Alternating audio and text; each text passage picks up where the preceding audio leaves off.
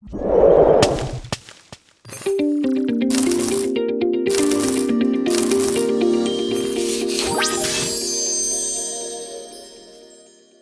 number 11. A stable vital community that results when there is a little change in the number of species is A, primary succession, B, secondary succession, C, end of succession, D, climax community.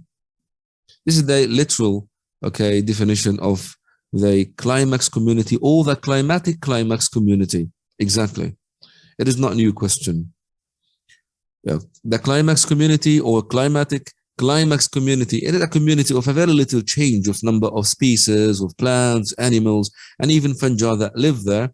But this occurred, a long process of ecological succession, and eventually it will reach a steady or a stable, state. So it is known that climax. Climax means the top, the maximum, the peak.